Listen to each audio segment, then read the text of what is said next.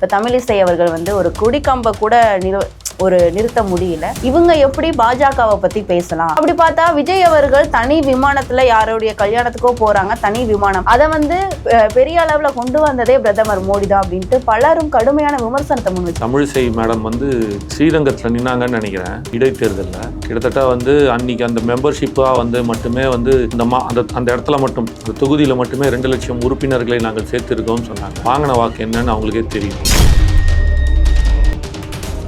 பொறாமையின் உச்சம், அவ்வளோதான், வேற என்ன சொல்ல முடியும்? அவங்க தான் அவர் எதுவும் பொய் சொல்லி உண்மை தானே சொன்னார். தமிழ்நாட்டில் தாமரை மலர வாய்ப்பு இல்லை. ஒரு மனிதன் 15 லட்சம் பேர் பைசா காசு கொடுக்காம யாரையும் இது பண்ண, இத்தனைக்கும் பெண்கள் வர வேண்டாம், கர்ப்பிணி பெண்கள், வயதான முதியவர்கள், குழந்தைகள் வர வேண்டாம், யாராவது ஒரு கட்சி சொல்லி பார்த்துருக்கீங்களா ஒருத்தர்? அதுதான் சொல்கிறல, இந்த மாநாட்டோட கான்செப்டை யாருமே புரிஞ்சுக்கல. எல்லாருமே திசை திருப்பிட்டாங்களோ அப்படின்னு தான் எனக்கு மைண்டில் ஓடும். முதல் மாநாடு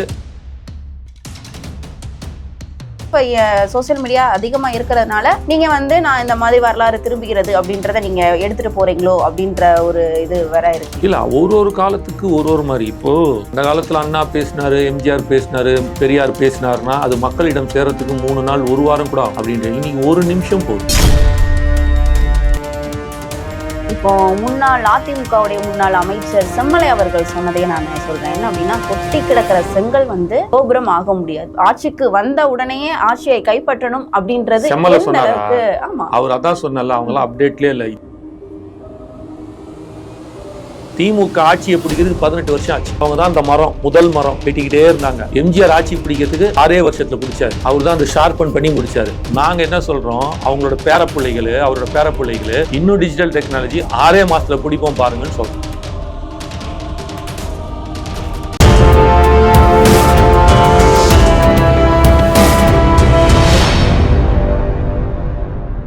யூத்தமிழ் நேயர்களுக்கு வணக்கம். நான் உங்கள் பிருந்தா சங்கர். இன்று நம்மோடு சிறப்பு விருந்தினராக இணைந்திருப்பது தாவேகாவின் ஆதரவாளர் காமேஷ் அவர்கள். வணக்கம் சார். வணக்கம் மேடம். எப்படி இருக்கீங்க? நல்லா இருக்கேன் மேடம். தாவேகாவுடைய 2வது மாநில மாநாடு மதுரையில பிரம்மாண்டமாவே நடந்து முடிஞ்சிருக்கு அப்படின்னு சொல்லலாம். ஆனா இந்த மாநில மாநாடுக்கு பின்பு பாத்தீங்க அப்படின்னா எதிர்கட்சியில இருக்கக்கூடிய அனைத்து தலைவர்களும் கடுமையாக வந்து விமர்சனத்தை வந்து முன் வச்சிருக்காங்க. இப்ப தமிழிசை அவர்கள் வந்து ஒரு கொடிக்கம்பை கூட நிறுத்த முடியல. இவங்க எப்படி பாஜகவை பத்தி பேசலாம்? அப்படி பார்த்தா விஜய் அவர்கள் தனி விமானத்துல யாருடைய கல்யாணத்துக்கோ போறாங்க, தனி விமானம். அதை வந்து பெரிய அளவுல கொண்டு வந்ததே பிரதமர் மோடி தான் அப்படின்ட்டு பலரும் கடுமையான விமர்சனத்தை முன் வச்சிருக்காங்க. இதை நீங்க எப்படி பாக்குறீங்க? பொறாமையா தான் பாக்குறேன். 2 லட்சம் தமிழிசை மேடம் வந்து ஸ்ரீரங்கத்தில் நின்னாங்கன்னு நினைக்கிறேன் இடைத்தேர்தலில். கிட்டத்தட்ட வந்து அன்னைக்கு அந்த மெம்பர்ஷிப்பாக வந்து மட்டுமே வந்து அந்த இடத்துல மட்டும் அந்த தொகுதியில் மட்டுமே 2 லட்சம் உறுப்பினர்களை நாங்கள் சேர்த்திருக்கோம்னு சொன்னாங்க. வாங்கின வாக்கு என்னன்னு அவங்களுக்கே தெரியும். அதான் பொறாமையின் உச்சம், அவ்வளோதான், வேற என்ன சொல்ல முடியும்? அவங்கள தான் அவர் எதுவும் பொய் சொல்லி உண்மை தானே சொன்னார். தமிழ்நாட்டில் தாமரை மலர வாய்ப்பு இல்லை. இவங்களும் எனக்கு நான் ஸ்கூல் பிறந்த காலத்துலேருந்து சொல்லின்னு இருக்காங்க, தாமரை மலரும் தாமரை மலரும் தாமரை மலரும்னு. மொட்டு கூட விடலை.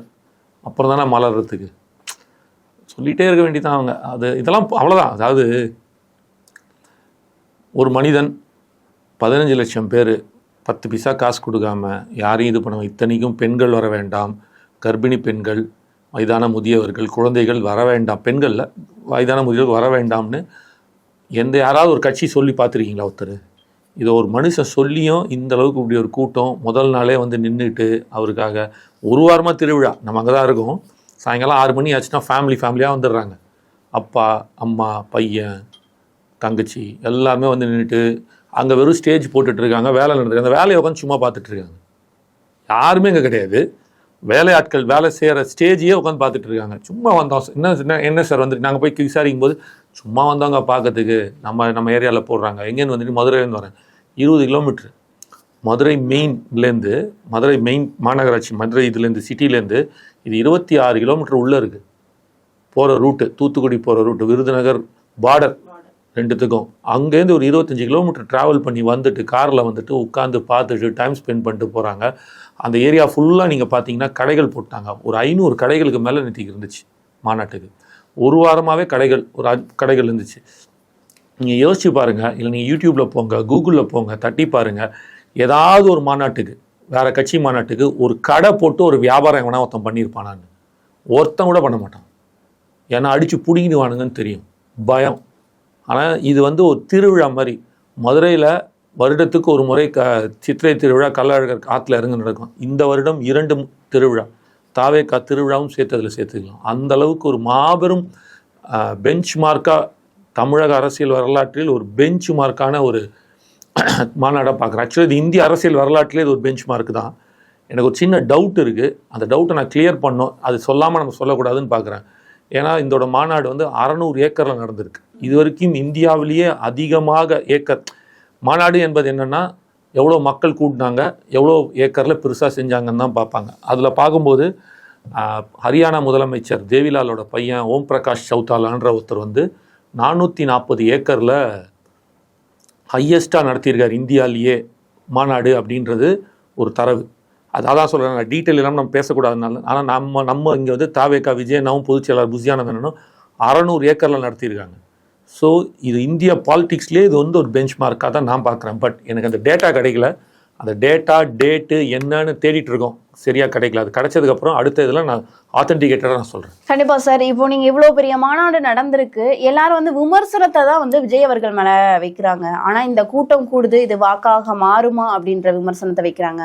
அதுக்கு பின்பு இன்னொன்று முக்கியமாக பார்த்தோம் அப்படின்னா, அந்த மாநாடு நடந்த இடத்துல இருக்கக்கூடிய கட் அவுட் அதுதான் ரொம்பவே பேசும் பொருளாச்சு. என்ன அப்படின்னா, வரலாறு திரும்புகிறது அப்படின்னு சொல்லிட்டு அந்த வாசகம் அண்ணா எம்ஜிஆரோட விஜய் அவர்கள் இருக்கிற மாதிரியான புகைப்படங்களை பார்த்துட்டு வந்து என்ன யாரா இருந்தாலும் இப்போ இருக்கக்கூடிய தலைமுறை யாரா இருந்தாலும் எம்ஜிஆரை மாதிரி வர முடியுமா, அதெல்லாம் வந்து சாத்தியமே ஆகாது அப்படின்னு சொல்லிட்டு பல விமர்சனத்தை முன்வைக்கிறாங்களே. இது நீங்க எப்படி பார்க்க? ஒவ்வொருத்தருக்கும் ஒரு ஐடென்டிட்டி. எம்ஜிஆர் மாதிரி சிவாஜி வர முடியாது, சிவாஜி மாதிரி எம்ஜிஆர் வர முடியாது, ரஜினி மாதிரி கமல் வர முடியாது, கமல் மாதிரி ரஜினி வர முடியாது, அஜித் மாதிரி விஜய் வர முடியாது, விஜய் மாதிரி அஜித் வர முடியாது. அவங்கவுங்களுக்கு ஒரு ஐடென்டிட்டி இருக்குது, ஒரு ஒரிஜினாலிட்டி இருக்குது. அதுதான் பேசப்படும். உங்களுக்கு ஒரு ஐடென்டிட்டி இருக்குது, எனக்கு ஒரு ஐடென்டிட்டி இருக்குது. நீங்கள் என்ன மாதிரி ஆக முடியாது, நீங்கள் உண்மை அப்படி. ஆனால் அதுக்கு ப்ராக்சி, ரெப்ளிகா, டூப்பு. மக்கள் டூப்பு விரும்பானா ஒரிஜினல் விரும்புவானா? எனக்குன்னு ஒரு ஒரிஜினாலிட்டி இருக்குது. நீங்கள் எம்ஜிஆரோட கம்பேர் பண்ணுறீங்க. இல்லை, எம்ஜிஆரை முன்னிறுத்தி தானே அரசியல் களத்தில் வந்து எம்ஜிஆர்லாம் அவர் முன்னிறுத்தவே இல்லை. ரொம்ப தெளிவாக சொல்கிறேன், அவர் எம்ஜிஆர்லாம் முன்னிறுத்தவே இல்லை. அவர் அதுதான் சொல்கிறல, இந்த மாநாட்டோட கான்செப்டை யாருமே புரிஞ்சிக்கல. எல்லாருமே திசை திருப்பிட்டாங்களோ அப்படின்னு தான் எனக்கு மைண்டில் ஓடுது. முதல் மாநாடு அவர்களோட கொள்கை பரப்பு மாநாடு. அந்த மாநாட்டில் 5 கொள்கை தலைவர்கள் யார், அந்த கட்சி ஏன் துவங்கப்பட்டது, இந்த கட்சி யார் கொள்கை தலைவராக ஏற்றுட்டு இருக்கோம், இவங்களை ஏன் ஏற்றுக்கிட்டோம், இந்த கட்சி எதை நோக்கி பயணிக்குதுன்றதான் விக்ரவாண்டி மாநாடு. இந்த மாநாடு வாகை சூடும் வரலாறு திரும்புகிற மாநாடு. இதில் என்ன சொல்ல வர்றாரு அப்படின்னா, தமிழகத்தில் அசைக்கவே முடியாதுன்னு சொல்லிட்டு இருந்த காங்கிரஸ், அவங்க தான்ப்பா இவங்களால யாராலையும் எதுவும் செய்ய முடியாதுன்னு சொன்ன காங்கிரஸை வீழ்த்தி அண்ணா ஒரு வரலாறு படைத்தார். அதே மாதிரி ஒரு நடிகனாக இருந்து அரசியல் கட்சி ஆரம்பித்து அதே திமுகவை தொடர்ந்து அவங்களும் ஒரு 10 வருஷமாக இருந்திருந்தாங்க இல்லையா, 2 முறை அவங்க ஆட்சிக்கு வரும்போது 77 அவர் ஒரு வரலாறு படைக்கிறார். இந்த 2 வரலாறும் தமிழ்நாட்டில் நடந்ததை போல் 26 நானும் வரலாறு படைப்பேன், வரலாறு திரும்புகிறதுன்ற கான்செப்ட் தான் ஒரு கிளியர். சார், இவங்கெல்லாம் வந்து எந்த ஒரு செயலையுமே, அதாவது செய்யறதுக்கு முன்பு, ஒரு செயலை செய்யறதுக்கு முன்பு இவ்வளவு பெரிய விஷயமா அதை வந்து யாருமே சொல்லலை. அண்ணாவா இருக்கட்டும், எம்ஜிஆரா இருக்கட்டும், இவ்வளவு பிரம்மாண்டமா கூட்டி மக்களை கூப்பிட்டு இப்படி சொல்லலை. இன்னொன்று, சோசியல் மீடியா அந்த அளவுல வளராததற்கு வந்து ஒரு முக்கிய காரணமா இருக்கலாம் அந்த சமயத்துல. ஏன்னா இப்போ சோசியல் மீடியா அதிகமா இருக்கிறதுனால நீங்கள் வந்து நான் இந்த மாதிரி வரலாறு திரும்புகிறது அப்படின்றத நீங்கள் எடுத்துகிட்டு போகிறீங்களோ அப்படின்ற ஒரு இது வேற இருக்கு இல்லையா? இதை நம்ம எப்படி புரிஞ்சுக்கிறது? இல்லை, ஒரு காலத்துக்கு ஒரு மாதிரி. இப்போது அந்த காலத்தில் அண்ணா பேசினார், எம்ஜிஆர் பேசினார், பெரியார் பேசினார்னா அது மக்களிடம் சேர்கிறதுக்கு 3 நாள் 1 வாரம் கூட ஆகும். கடைக்கோடி போய் சேர்றதுக்கு 1 வாரம் ஆகுமா? ஐயோ, போன வாரம் அப்படி பேசினாராமாப்பா அப்படின்ற. இன்றைக்கி 1 நிமிஷம் போதும். காலத்தின் பரிணாம வளர்ச்சி அது. Technology updations are getting everyday, day by day better and better. நீங்கள் இன்னையோட நாளைக்கு, நாளையோட நாள் மறுநாள் அப்படி தான் போயிட்டே இருக்க போகுது. ஸோ அந்த பாயிண்டில் நீங்கள் பார்க்கும்போது அன்றைக்கி 10 வருஷம் ஆச்சு, 15 வருஷம் ஆச்சு, இப்படி ஆச்சு அப்படி ஆச்சுன்றதெல்லாம் இன்றைக்கி தேவையில்லை. அவனுக்கு அது போன தடவை அவங்க காலத்துலேயாவது அது 10 நாள் கழித்து அங்கே போகும்போது ஒருத்தர் சொல்லி ஒருத்தருக்கு தெரியும். இப்போ அவன் டேரெக்டாகவே பார்க்குறான். ஹீஸ் கனெக்டட் டைரக்ட்லி வித் விஜயண்ணா. அந்த காலத்தில் வந்து நேற்றுக்கு ஒரு மீட்டிங் போட்டாங்களாம்பா, அண்ணா அப்படி பேசினாருப்பா, பெரியார் இப்படி பேசினாருப்பா, பெண்களுக்கு வந்து இப்படி இருக்கணும்னு சொன்னாருப்பா அப்படின்னு ஒரு பேச்சு வருது இல்லை. இது சொல்லி ஒருத்தர் கேட்டு அது இன்னொருத்தருக்கு சொல்லி இப்படி வாய்மொழியாக போக மற்றும் பத்திரிகைகள் வந்து சேரத்துக்கு 1 வாரம் 10 நாள் ஆகிடும். ஆனால் இன்றைக்கி அப்படி இல்லைல்ல. விஜயண்ணா என்ன பேசுறாருன்றத டைரக்டா நீங்களும் பாக்குறீங்க, நானும் பாக்குறேன்ல, அடுத்தவன் சொல்லணுன்ற அவசியம் இல்லைல்ல. இந்த பரிணாம வளர்ச்சி வந்து இன்னும் 10 மடங்கு கொண்டு போய் சேர்க்குது இல்லை மக்கள்கிட்ட. அவங்களுக்கு 10 வருஷம் எடுத்துச்சு, இவங்களுக்கு 10 மாசம் போதும். அப்படிதான் நம்ம பார்க்கணும். இன்னொரு விஷயம் அப்ப நீங்க எடுத்தீங்கன்னா இப்போ ஒரு ஊருக்கு போறோம், இப்படி சொன்னா உங்களுக்கு நல்லா புரியுது. ஒரு காலத்துல ஊருக்கு போயிட்டு இருந்தோம், மாட்டு வண்டியில போனாங்க, எல்லாத்தையும் கட்டிக்கிட்டு இங்கேருந்து ஊர்வலம் மாதிரி கிளம்பி பிக்னிக் இது மாதிரி போவாங்க. நம்ம சொல்ற அந்த ட்ரிப்பு மாதிரி இப்போ நம்ம ஜாலியாக ட்ரிப்புன்னு சொல்லுவோம். அந்த காலத்தில் அதுவுமே வந்து ஒரு நகர்வலமோ ஊர்வலமோ போயிட்டு இருப்பாங்க ஃபுல்லாக கிளம்பி. அவங்களும் ஒரு ட்ரிப்பு மாதிரி சாப்பாடெல்லாம் கட்டிக்கிட்டு மாட்டு வண்டியில் தான் போனோம். இந்த ஊரில் அந்த ஊர் போகிறதுக்கு 3 நாள் 4 நாள் 5 நாள் 1 வாரம் ஆகும். காலப்போக்கில் மிதி வண்டி வந்துச்சு, அதுக்கப்புறம் பஸ்ஸு வந்துச்சு. இப்போ அந்த பஸ்ஸு எங்கே போகுது? பைபாஸில் போகுது. அப்போ முன்னெல்லாம் வந்து இங்கேருந்து திருச்சி போகணுன்னா 7 மணி நேரம் 8 மணி நேரம் ஆகும். காத்தால 10 மணிக்கு ஏறினா சாயங்காலம் 5 மணிக்கு போய் சேருவோம். ஆனால் இன்றைக்கி 3 மணி நேரத்தில் போகிறோம். அப்போ அதுக்கான ரோடு வளர்ச்சி வந்துச்சு, வண்டி ஃபாஸ்ட்டாக போகுது, எல்லாமே மாறுது இல்லை. உங்களுக்கு காரோட ஸ்பீடு இருக்குது. ஒரு காலத்தில் அம்பாசிடர் காரு ஃபியட் காருன்னு ஓடிட்டு இருந்துச்சு. எவ்வளோ ஸ்பீடு இருக்கும்? 80 தான் ஓட்டுவோம். இனி 180 ஓட்டுறோம். அப்போ என்ன சொல்வீங்க? அப்போ போய் சேர்ந்தோம்ல, அன்னைக்கு சேர முடியல, இன்னைக்கு சேர முடியுது இல்ல. இதுதான் மக்கள் கிட்ட. இந்த கதை நீங்க சொன்னதுனால இப்போ அதிமுகவுடைய முன்னாள் அமைச்சர் செம்மலை அவர்கள் சொன்னதே நான் சொல்றேன். என்ன அப்படின்னா, கொட்டி கிடக்கிற செங்கல் வந்து கோபுரம் ஆக முடியாது. அந்த செங்கல் வந்து கோபுரமா ஆகுது அப்படின்னா அதுக்கு எவ்வளோ வேலைப்பாடுகள் இருக்கு அப்படின்றது உங்களுக்கும் தெரியும், எனக்கும் தெரியும், மக்களுக்கும் தெரியும். உடனே அதாவது ஆட்சிக்கு வந்த உடனே ஆட்சியை கைப்பற்றணும் அப்படின்றது ஆமா, அவர் அதான் சொன்னல, அவங்க எல்லாம் அப்டேட்லயே இல்ல. இந்த காலத்துல வீடு கட்ட வந்து யாருமே செங்கல் வந்து இந்த காலத்துல வீடு கட்ட யாருமே செங்கலே யூஸ் பண்றது இல்ல. ஹாலோ பிளாக் போயிட்டு நீங்க வந்து குரோம் பிளாஸ்டிக் போயிட்டாங்க. சார், ஹாலோ பிளாக்கா இருந்தாலும் அதை வந்து ஒரு கோபுரமா கொண்டு வரணும்னா எத்தனை மாதங்கள் ஆகும், எத்தனை நாட்கள் ஆகும் அப்படின்றது ஒரு விஷயம் இருக்குல்ல. நீங்க 24 மணி நேரமும் வேலை பார்த்தாலும் ஒரு பில்டிங் 20 மாடி பில்டிங்க கிட்டத்தட்ட சைனால 20 நாள்ல கட்டுறான். 20 நாள். ஒரு பிரிட்ஜ் 3 கிலோமீட்டர் பிரிட்ஜை அவன் 3 வாரத்துல முடிக்கிறான். Technology has developed that much. இவங்களுக்கு தெரியலன்னா அதுக்கு நம்ம பொறுப்பு இல்லை. இப்போ நான் உங்ககிட்ட தெளிவுபடுத்தின அதனால தான் அவர் செங்கல் கொட்டி கிடந்தாலும் அது கோபுரம் ஆகலன்னா முதல்ல செங்கல் யூஸே பண்ண மாட்டாங்க. அதான் சொல்றேன், இந்த காலத்துல செங்கலே எங்களுக்கு தேவையில்லை. புரிஞ்சுங்க. அந்த ஹாலோ பிளாக் கல்லே இன்னைக்கு குரோம் பிளாஸ்டா மாறிடுச்சுன்றேன். மைவான் டெக்னாலஜின்னு ஒரு டெக்னாலஜி வந்துருச்சு. இன்னைக்கு பில்டிங்க்கு ஒரு மைவான் டெக்னாலஜின்னு ஒரு டெக்னாலஜி வந்துருச்சு. ஒரு காலத்துல அந்த பில்டிங்கை நீங்க கட்டிட்டு கான்கிரீட் போட்டீங்க அப்படின்னா அந்த கான்கிரீட் கியூர் ஆகி தண்ணி ஊற்றுவாங்க, பார்த்துருக்கீங்களா? அதுக்கு ஒரு ஆளை போட்டு அந்த பில்டிங்ல தண்ணி அடிச்சு ஊத்திட்டு இருப்பாங்க. அந்த தண்ணி ஊற்றி அதை இறுக வைக்கிறதுக்கு 21 நாள் தேவை. 21 நாளைக்கு ஒரு ஃப்ளோர் கட்டுறதுக்கு, ஒரு ஃப்ளோர் போட ஆர்சிசி ரூஃபிங் போடுறதுக்கு 21 நாள் தேவை. இன்னைக்கு வந்து பார்த்தீங்க அப்படின்னா கான்கிரீட்டு அதுவுமே வந்து குரோம் பிளாஸ்டட் ஆகுது. அதை தாண்டி நீங்கள் மைவான் டெக்னாலஜியில் வந்துடுச்சு. எங்கே எதை சீட் பண்ணணுன்றதை தெரிஞ்சு ஒரு டிராஃப்டிங் பண்ணி கொண்டு வராங்க. இன்றைக்கெலாம் வந்து ப்ரீ இதுவாகி வருது, மிக்சர் ஆகி வருது. நீங்கள் தண்ணி ஊற்றணுன்ற அவசியம் கிடையாது. 9 நாள் 8 நாளைக்கு ஒரு வாரத்துக்கு ஒரு ஃப்ளோர் போட்டுட்டு போயிட்டே இருக்கான் மேலே. அதனால் எங்களுக்கு அப்டேஷன் டெக்னாலஜி இருக்கு, நாங்க போறோம். நீங்க இன்னும் அப்படிதான் நீங்க வந்து அதிமுக இருந்த எம்ஜிஆர் அவர்களை வந்து நீங்க பல விஷயங்களை முன்னிறுத்தி வந்து விஜய் அவர்கள் பேசியிருந்தாங்க. பல விஷயம்லாம் இல்ல, ஒரே ஒரு விஷயம். அவரு இந்த மாதிரி 77 ஜெயிச்சாரு. சரிங்க சார், 77 ஜெயிச்சாருன்னே வச்சுக்கோம். 77 ஜெயிச்சது வரலாறு திரும்பியதான் நம்ம படிச்சிருக்கோம், பார்த்திருக்கோம். ஆனா அதற்கு முன்னாடி 10 வருடங்கள் என்ன பண்ணாரு அப்படின்றது இருக்குல்ல. திமுகல இருந்திருக்காரு. இல்ல, இப்போ என்னோட பிரச்சனை என்ன தெரியுமா? இங்க நான் மறுபடியும் இருக்கக்கூடிய இப்ப அதுதான் நான் மறுபடியும் சொல்றேன்ல, நான் உங்களுக்கு தெளிவுபடுத்திட்டேன். இப்போ வேணா நீங்க ஒரு கதை சொன்னாரு அப்படின்னு சொல்லி நான் திருப்பி இன்னொன்னு கூட சொல்றேன். நம்ம படிச்சிருப்போம், ஒருத்தனுக்கு 2 பேரை கூப்பிட்டு 2 பேர்ட்ட கத்தி கொடுத்து மரத்தை வெட்டுன்னு சொல்லுவாங்களாம். ஒருத்தன் வெட்டிக்கிட்டே இருப்பானா, இன்னொருத்தன் இந்த மரம் வந்து கத்தி வந்து மரத்தை வெட்டாது, லேட் ஆகும் போல இருக்கு, அதனால ஷார்பன் பண்ணி வெட்டுவேன் அப்படின்னு சொல்றாங்க. இதுதான் நம்ம கற்றுக் கொடுத்தது. இப்போ இருக்கிறது டெக்னாலஜிக்கு என்ன வருதுன்னா, மரத்தை வெட்ட வேணாம், அந்த மரம் உனக்கு அந்த இடத்துல மரம் தானே இருக்கக்கூடாது, அதனால இந்த 2K இதுதான் நம்ம படித்த காலத்தில் இருந்திருக்கும், தாத்தா அப்பா காலத்துலலாம். அப்போ புத்திசாலியாக இருக்கிறவன் எதை செய்யணும், ஹார்ட் ஒர்க் விட ஸ்மார்ட் ஒர்க் முக்கியம் அப்படின்னு சொல்லுவாங்க. நாங்கள் என்ன சொல்கிறோம், டிஜிட்டல் ஒர்க்குள்ளே போயிட்டோம் சொல்கிறோம். உனக்கு தேவை அந்த மரம் அங்கே இருக்கக்கூடாது, அவ்வளோதானே. நான் மரத்தையும் காப்பாற்றுவேன், ஆனால் உன் வேலையும் சீக்கிரம் முடிப்பேன்ட்டுன்னு அந்த டிஜிட்டல் டெக்னாலஜி மூலமாக எப்படி யூஸ் பண்ணுற மாதிரி இன்றைக்கி அந்த மரத்தையே அழகாக பிடுங்கிட்டு எங்கே தேவையோ அங்கே நட்டுட்டு போயிட்டே இருக்கோம். It is more even better than what they have said us. காலத்தின் பரிணாம வளர்ச்சி மேடம். நான் இன்னும் அந்த கதையை வச்சுட்டு மரத்தை ஆனால் இங்கே நோக்கம் என்ன, அந்த மரம் அங்கே இருக்கக்கூடாது. ஒருத்தன் வெட்டிகிட்டு இருக்கான் தெரியுமா, அவனும் தப்பு இல்லை. ஒருத்தன் வந்து அந்த கத்தியை வந்து கூர்மை பண்ணி வெட்டுறான் தெரியுமா, அவனும் தப்பு இல்லை. ஆனால் அவன் வெட்டிகிட்டே இருக்கான் பாருங்க, கூர்மை இல்லாத கத்தி. அவனும் ஒரு நாள் ஜெயிப்பான். அதுக்கு எத்தனை வருஷம் எடுக்கும்னு எங்களுக்கு தெரியாது. இந்த மரத்து கூர்மை பண்ணி வெட்டுறான் பாருங்க, அவனும் ஜெயிப்பான். அவனுக்கு அதோட இது கம்மியாகும். அவன் ஒரு வாரம் எடுத்தானா இவன் 3 நாள் எடுப்பான். நாங்கள் என்ன சொல்கிறோம், 3 நிமிஷம் எங்களுக்கு 30 நிமிஷம் கொடுங்க, எங்களுக்கு போதும். அந்த உங்களுக்கு தேவை அந்த நீங்கள் சொன்ன வேலையை நாங்கள் முடிச்சு காட்டுறோம். அந்த மரத்தையும் எடுக்கிறோம், எங்கே தேவையோ அங்கே வச்சு மரத்தையும் காப்பாற்றுறோம், வேலையும் முடிக்கிறோம். இதுக்குள்ளே தான் நாங்கள் வரோம்னு சொல்கிறோம். இப்போ உங்களுக்கு புரியுதா யார் யார் எங்கெங்கே இருக்காங்கன்னு? இந்த 3 விதமான ஜென்ரேஷன் சொல்லிட்டேன். இந்த ஜென்ரேஷன் நாங்கள் எங்கே இருக்கோம்னு காமிச்சிட்டோம். இந்த பாக்கி இந்த 2 ஜென்ரேஷன் எங்கே இருக்காங்க நீங்கள் பார்த்துங்க. ரொம்ப சிம்பிளாக இன்னொன்று சொல்கிறேன். திமுக ஆட்சியை பிடிக்கிறதுக்கு 18 வருஷம் ஆச்சு. அவங்க தான் அந்த முதல் மரம் வெட்டிக்கிட்டே இருந்தாங்க. எம்ஜிஆர் ஆட்சி பிடிக்கிறதுக்கு 6 வருஷத்தில் பிடிச்சாரு. அவர் தான் அந்த ஷார்பன் பண்ணி முடிச்சாரு. நாங்கள் என்ன சொல்கிறோம், அவரோட பேரப்பிள்ளைகள் இன்னும் டிஜிட்டல் டெக்னாலஜி 6 மாதத்தில் பிடிப்போம் பாருங்கன்னு சொல்கிறோம். சரிங்க சார், அதை வந்து நம்ம கண்டிப்பாக பொறுத்திருந்து பார்ப்போம். 2026 சட்டமன்ற தேர்தலை பார்ப்போம். இப்போ வந்து ஒரு குட் நியூஸ் அப்படின்னு சொல்லிட்டு விஜய் அவர்கள் சொல்கிறாங்க. அதாவது வேட்பாளர்களை அறிவிக்க போகிறேன், மதுரை கிழக்கு விஜய் அப்படின்னு சொல்கிறாரு. அப்புறம் மதுரை மத்தி வடக்கு தெற்கு எல்லா இதையும் சொல்கிறாரு. எல்லா 234 தொகுதிகளையும் வந்து ஒரு குறிப்பிட்டு வந்து சொல்கிறாங்க. எங்க விஜய் அவர்கள் நிக்க போறாங்க அப்படின்றது இப்போ பெரிய கேள்விக்குறியா இருக்கு. எல்லாரும் மதுரை கிழக்கு தமிழ்நாட்டுலதான் நிக்க போறாங்க. எந்த தொகுதியில நிக்க போறாங்க? தொகுதிக்குள்ளதான். அதான் 234 தொகுதியில எந்த தொகுதின்னு குறிப்பிட்டு சொல்ல முடியுமா? அவர்தான் கேட்கணும்.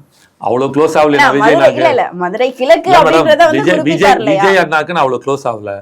தம்பி இங்க நிக்க போறேன்டான்னு சொல்ற அளவுக்கு ஒருவேளை அவர் எனக்கு க்ளோஸ் ஆகி சொன்னாருன்னா கண்டிப்பாக பிருந்தா மேடம்காக தான் நான் சொல்றேன் வந்து. கண்டிப்பா சரி. அது மாதிரி வந்து இப்போ தாடி பாலாஜி அவர்கள் வந்து ஒரு ஸ்டேட்டஸ் ஒன்று வச்சிருந்தாங்க, வாட்ஸ்அப் ஸ்டேட்டஸ்ல ஒன்று வச்சிருந்தாங்க. என்னன்னு பார்த்தீங்க அப்படின்னா, முதல்ல விஜய் அவர்கள் கூட இருக்கிறவங்க கிட்ட இருந்து விஜய் அவர்களை காப்பாற்றணும், அதுக்கப்புறம் தான் இவர் வந்து அரசியல்ல வந்து வெற்றி பெற முடியும் அப்படின்ற மாதிரி ஒரு ஸ்டேட்மெண்ட் வந்து சொல்லியிருக்காரு. இதை நீங்க எப்படி பாக்குறீங்க? அவர் நடிகர், ஒவ்வொருத்தருக்கும் ஒரு கருத்து இருக்கும், ஒவ்வொருத்தருக்கும் ஒரு பாதிப்பை வச்சு தான் அதோட வெளிப்பாடு இருக்கும் ஒரு விஷயத்துக்கு. இதை நான் வந்து அவரோட ஸ்டேட்டஸ்க்கெல்லாம் பதில் சொல்ற இடத்துல இல்லை. நமக்கு அவர் என்ன மைண்ட் செட்ல வச்சாரு இது உண்மையும் தானே சார்? இது எதனால இந்த क्वेश्चन நான் கேக்குறேன்னா, சொல்லிடுறேன். அதை நான் ப்ரூவ் பண்றேன் என்னன்னு. அவர் யாரை சொல்றாரு அப்படின்றதுலாம் எனக்கு தெரியாது. யாரா வேணாலும் இருக்கலாம், புரிஞ்சுங்க. ஆனால் அவர் தொடர்ந்து ஏதோ ஒரு குற்றச்சாட்டு வச்சுக்கிட்டே இருக்காரு. அவருக்கு எதிர்பார்த்தது நடக்கலை அப்படின்ற ஒரு ஏமாற்றத்தை தான் ஃபர்ஸ்ட் காட்டுது. அது ஏன் நடக்கலை, எதுக்கு நடக்கலைன்னு அடுத்தவனுக்கு குறை சொல்லக்கூடாது. இங்கே எல்லாமே தலைவன், கரெக்டா? யார் அங்கே வேலை செஞ்சாலும் விஜய் அண்ணாவோட அப்ரூவல் இல்லாமல், விஜய் அண்ணாவோட ஆர்டர் இல்லாமல் யாரும் செய்ய மாட்டாங்க, புரிஞ்சுங்க. ஸோ அது நடக்குது. இன்றைக்கி நான் இங்கே உட்காந்து பேசுகிறேன் விஜய் அண்ணா சார்பாகனா, அதுவும் அவருக்கு தெரிஞ்சு ஓகே பேசட்டும் சொல்கிறனால பேசுகிறேன். ஒருவேளை நாளைக்கு என்னை புசியானந்த் அண்ணன் கூப்பிட்டு இனிமேல் நீ பேசக்கூடாது, எந்த யூடியூப் சேனல்லையும் எந்த டிவிலையும் பேசக்கூடாதுன்னு என்ன சொல்லிட்டாருன்னா, அது புசியானந்தன் எடுத்த முடிவு இல்லை, விஜய் அண்ணா எடுத்த முடிவு. உங்கள் கோபத்தை விஜய் அண்ணாட்ட தான் காட்டணும், கீழே இருக்கிறவங்ககிட்ட காமிச்சு பிரயோஜனம் கிடையாது. நீ பூசாரிகிட்ட போய் ஏன் சண்டை போட்டுனுங்கிற? உன் பிரச்சனை சாமியோட, சாமியோட போய் சண்டை போடு. பூசாரி என்ன பண்ணும்? சாமியை பார்க்கவே விட மாட்டேங்காங்கல்ல பூசாரி. அப்படி கிடையாது, அதுக்கான வேலைகள் என்னவோ அதை நீங்க பாருங்க. அந்த சாமி தாங்க பூசாரி பார்க்கணுமா பார்க்க வேணுமா முடிவு எடுக்கிறது, பூசாரிகள் முடிவு எடுக்கிறது இல்லை. இப்ப அதுதான் சொல்றல. இப்ப அவர் சொல்லிட்டாரு, இன்னைக்கு நான் பேசுறதுக்கு காரணமும் விஜய் பழமொழியை திரிச்சிட்டீங்கன்னு நினைக்கிறேன். திரிக்கல, தெளிவுபடுத்துறேன். திரிக்கிறதுக்கு தெளிவுபடுத்துறதுக்கு வித்தியாசம் இருக்கு, புரியுதுங்களா? சாமியே வரம் கொடுத்தாலும் பூசாரி நடுவுல நின்று அதான் சொல்ல வர. அவங்களுக்கு சார்பா வச்சுப்பாங்க ஒரு கோயில். இப்ப அந்த ஒரு கோயில்ல வந்து இப்ப நான் மதுரைக்கு போயிருந்தேன் மேடம். மதுரையில ஒரு கோயில் பார்க்க போயிருந்தேன். எனக்கே தெரியாது, அக்கம் பக்கத்தை சொல்லி என் ஃப்ரெண்டு ஒருத்தர் சொல்லி நான் போய் பார்க்க போறேன். அந்த கோயில் சாயங்காலம் 6 மணில நைட்டு 12 மணி வரைக்கும் ஒர்க் பண்ணும். நமக்கு திறந்துருக்கும். இரவு கோயில் தமிழ்நாட்டில் அந்த ஒரு கோயில் தானா, எனக்கே தெரியாது.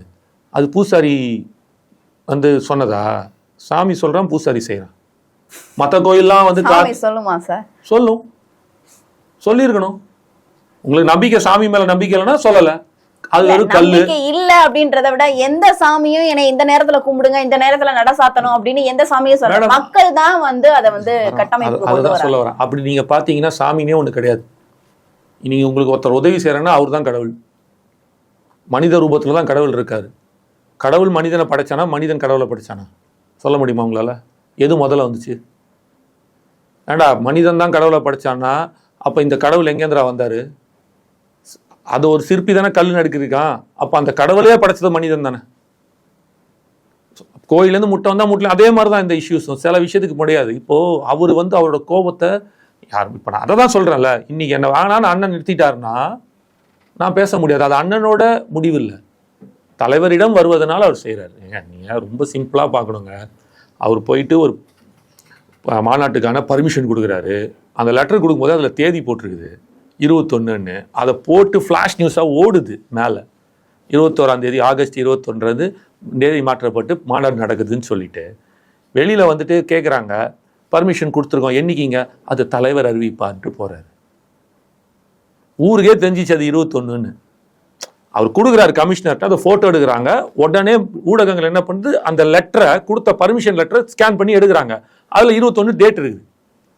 முடிஞ்சு போச்சு 21ன்றது. வெளியில் வந்து அவர் கேட்கும்போது என்ன சொல்கிறார், இது கட்சியின் எங்கள் தலைவர் தளபதி சார் அவர்கள் அறிவிப்பார்ன்ட்டு போகிறாரு. இந்த லெவலில் தான் இருக்காங்க அவங்க. அப்புறம் நீங்கள் எப்படி வந்து இவங்க தான் தப்பு, இவரால் தான் அவர் அப்படி மோசம் போகிறாருன்னு நீங்கள் எப்படி சொல்வீங்க? சரி, அதெல்லாம் விட்டுருவோம். வர மேடம், இது அப்படிலாம் விட்டுருங்க. ஜென்ரலாக ஒரு மாநாடு நடக்குது, ஆளுங்கட்சி மாநாடு, எதிர்கட்சி மாநாடு. இந்த 2 பெரிய கட்சிகளே எடுத்துப்போமே. ஆளுங்கட்சி மாநாடு நடக்குது அப்படின்னா 4 அமைச்சர், ஆளுங்கட்சியாக இருக்கும்போதே 4 அமைச்சர், புரிஞ்சுக்கங்க, 10 எம்எல்ஏ, 20 ஒன்றியம், 40 வட்டம், அத்தனை பேரும் அந்த ஒரு 10 நாள் டேரா போட்டு உட்காந்துருப்பாங்க அந்த மாநாடு நடத்துறதுக்கு. இங்கே ஒரே ஒரு மனிதன், ஆனந்தண்ணான்ற பொதுச் செயலாளர், ஒரே ஒரு மனிதன் தான் ஒட்டு மொத்தத்தையும் கண்ட்ரோலில் வச்சுருந்துருக்காரு. இவ்வளோ பெரிய மாநாட்டை இவ்வளோ சக்ஸஸ்ஃபுல்லாக இந்தியாவே திரும்பி பார்க்குற மாதிரி ஒரு சிறப்பான எந்தவித ஒரு சலசலப்பு கூட இல்லாத ஒரு மாநாடை பண்ணி கொடுத்துருக்காரு. கஷ்டம் இல்லாமல், சலசலப்பு இல்லாமல். அப்போது அவரோட டேலண்ட் இப்படி தான் குறைச்சி மாட்டிப்பிடுவீங்களா? நீங்கள் சொல்லியிருக்கீங்களே காப்பாற்றணுன்ட்டுன்னு, இப்படி ஒரு மாநாடு யாருங்க நடத்தி கொடுப்பாங்க? கீழே 20,000 தொண்டர்கள் வேலை செஞ்சாலாம் அடுத்தது, அதெல்லாம் அப்புறம் வரட்டும். அதனால புஜி ஆனந்த் ஒருத்தர் தான் பண்ணாராடா, வேற யாருமே கூட இல்லையாடா, அவரே நடந்து போய் பண்ணாரான்ற முட்டாள்தனமான சில பேர் கமெண்ட் அடிப்பான். நான் அந்த அர்த்தத்தில் சொல்ல, அவர் தலைமையில் விஜயண்ணா வந்தார், அவர் ஃபோனில் தான் கேட்டிருப்பார். ஒட்டு மொத்தத்தையும் தான் 15 நாள் அங்கே உட்காந்து பார்த்துருக்காரு. இன்னொரு விஷயம் சொல்லட்டுமா, அவருக்கு வந்து பேரன் பிறந்திருக்கான். அந்த பேரனை கூட அவர் பார்க்க போகல, இன்னைக்கு தான் போய் பார்க்குறாரு, நேற்றுக்கு தான் பார்த்துருக்காரு முடிச்சுட்டு. அவ்வளோ டெடிக்கேட்டடான ஒரு மனுஷன். குறை யார் வேணாலும் எப்படி வேணாலும் சொல்லலாம் மேடம், உண்மை நிலவரம் தெரிஞ்சுட்டு பேசுங்க. தன்னோட பொண்ணுக்கு குழந்தை பிறந்திருக்குது, அதை கூட அவர் பார்க்க போகாமல் மதுரையில் 15 நாளாக உட்காந்துருக்காரு. போன வாரம் பிறந்திருக்கேன், ஒரு ஃப்ளைட் எடுத்து போய் டக்குன்னு பார்த்துட்டு வர எவ்வளோ நேரம் ஆகும்? வேணாம் அங்கே வேலை முக்கியம், பார்த்துக்கிறேன் அப்படின்னு ஃபோனில் பேசிட்டு வீடியோ காலில் பார்த்துட்டு நேற்றுக்கு தான் போய் பார்க்குறாரு குழந்தைய. அவ்வளோ டெடிக்கேட்டடான மனுஷன். இதை ஏன் நான் அவ்வளோ தூரம் சொல்கிறேன்னா, தப்பாக பேசாதீங்கன்றேன். உங்களுக்கு ஒரு பிரச்சனை இருக்குன்னா அந்த பிரச்சனைக்கான சொல்யூஷனை தேடுங்க. உங்களுக்கு விஜய் நான் பார்க்கணுன்னா அது பார்க்கறதுக்கான வேலை. எனக்கும் தானே பார்க்கணும்னு ஆசை, என்னால் பார்க்க முடியல. அதுக்கான பூச்சலை வந்து சொல்ல முடியுமா, குறை சொல்ல முடியுமா? உங்களால் பார்க்க முடியல அப்படின்னா உங்கள் தகுதியை வளர்த்துக்குங்க. நான் அப்படிதான் நான் பார்க்குறேன். என்னை பொறுத்த மட்டும் எனக்கு அந்த தகுதி இருந்துச்சுன்னா பிருந்தா மேடம் என்னை கூப்பிட்டு பேசுவாங்க, இன்டர்வியூ எடுப்பாங்க. எனக்கு அந்த தகுதி இல்லைன்னா பிருந்தா கூப்பிட மாட்டாங்க. இதுதான் உண்மை. அவங்க என்னை ஏன் கூப்பிட்றாங்க, 4 சேனலில் பேசியிருக்கான்ப்பா இந்த பையன், ஓகே கூப்பிடுவோம், பேசட்டும், நல்லா இருக்கு, நல்லா பேசுகிற மாதிரி தோணுதுன்னு ஒரு நம்பிக்கையை உண்டு பண்ணுறேன்ல. அந்த நம்பிக்கையை நீங்கள் கொடுத்துட்டீங்கன்னா உங்களை தேடி விஜய் நான் வருவார். நானும் 4 வருஷமாக பேசிகிட்டு இருக்கேன், எனக்கு விஜய் நான் பார்க்கணும் தான் ஆசை, என்னால் பார்க்க முடியல. அதுக்கான புஜி ஆனந்தனை போயிட்டு குறை சொல்ல முடியுமா? நேரம் காலம் வர வரைக்கும் வெயிட் பண்ணோம். அதுதான் அரசியல். பொறுத்தார் பூமி ஆழ்வார், என் கடன் பணி செய்து கிடப்பதே. இது நான் சொல்ல, விஜயனாவே சொல்லிட்டாரு, என் கடன் பணி செய்து கிடப்பதே அப்படின்ட்டாரு. அப்புறம் உங்க கடமையை செஞ்சுட்டே இருங்க, உங்களை தேடி ஒரு நாள் நீங்கள் எதிர்பார்ப்பது உங்களை தேடி அதுவாகவே வரும். அது வந்து வெறும் பாலாஜி தாடி பாலாஜிக்காக மட்டும் இல்ல, இந்த கட்சியில் பல பேர் அதிருப்தியில் இருக்காங்க, அப்படி இருக்காங்க இப்படி இருக்காங்கன்னு சொல்றாங்க இல்லையா? அப்பாவிற்கும் அது நீங்க சொன்னது பொருந்தும். அப்படி பொருந்த வாய்ப்பு இல்லை. ஏன்னா விஜயோட அப்பாவை அன்னைக்கே நீங்க பார்த்துருப்பீங்க, கட்டி தேவையை ஒரு உட்கார்த்தை வச்சு மரியாதை கொடுத்துட்டு அதுக்கப்புறம் தான் போய் அவர் உட்கார்ந்தார். தன் தாயும் தந்தையும் அந்த ஸ்டேஜ்ல எல்லாரும் நின்றுட்டு இருக்காங்க, ஆனா தன் தாயும் தந்தையும் முதலில் அமர வைத்தார். நல்லா பாருங்க, அதான் சொல்றேன்ல. இல்ல சார், நான் இதுக்காக நான் சொல்லல. விஜய் அவர்களுடைய அப்பா வந்து புஸ்லி ஆனந்தை இதற்கு முன்னாடி ஒரு விமர்சனம் பண்ணதுக்காக நான் இதை சொல்றேன். இப்போ நீங்க இருக்கீங்க, உங்களுக்கு ஒரு பாய் ஃப்ரெண்ட் இருந்துச்சுன்னா உங்களுக்கும் அவருக்கும் சின்ன சின்ன மனஸ்தாபங்கள் இருக்கும், அதனால அப்படியே விட்டுருவீங்களான்னு அந்த டைமுக்கு இருக்கும். அடுத்த நாள் போயிட்டே இருப்போம்ல, ஓகேப்பா மீட் பண்ணுவோம் திருப்பி அப்படின்னு மீட் பண்ணுவீங்களோ ஒரு காஃபி ஷாப்ல, அப்படியே ஒரு ட்ரிப்பு போவீங்க, படத்துக்கு போவீங்க, அது ஈஸி ஆகும்ல. அன்னைக்கு ஏதோ ஒரு கோபத்தில் ஒரு வார்த்தை சொல்லியிருக்கலாம், இதே புஜி ஆனந்த் தான் கூட்டு போய் அண்ணன் தான் விட்டு போய் உட்காந்து வச்சார் ஸ்டேஜில். இன்னைக்கு சந்தோஷமா வந்திருக்காரு, சொல்ல வேண்டியதானே அவரு தான் நான் வரமாட்டேன்டா அப்படின்ட்டுன்னு. அப்படிலாம் கிடையாது சார். மனிதர்களுக்குள்ள இருக்கிற ஃபீலிங்ஸ் எமோஷன் ஜாஸ்தி. இதே பொதுச்ச நீங்கள் சொல்கிற தாடி பாலாஜி தான் ஒரு 2-3 மாதத்துக்கு முன்னாடி இதே அண்ணனை போய் பார்த்துட்டு கட்டி பிடிச்சிட்டு பூங்கொத்து கொடுத்துட்டு வெளியில் வந்து பெருமையாக பேசினார். இப்போ அவர் கோபத்தில் பேசுகிறாரு. சாதகம் நடந்தால் வாழ்த்துவார்கள், சாதகமாக நடக்கவில்லைன்னா தூற்றுவார்கள். ஆனால் அரசியலில் மட்டும் ஒன்று விஷயம் கற்றுக்குங்க. பொறுக்கணும். ஃபஸ்ட்டு உன் கடமையை செஞ்சுக்கிட்டே இருக்கணும். உன்னை தேடி வரும், அவ்வளோதான். இதை நீ செஞ்சேன்னா நீ எங்கே வேணாலும் அடைவ. இதுக்கு ஒரு உதாரணம் எடப்பாடி ஐயா.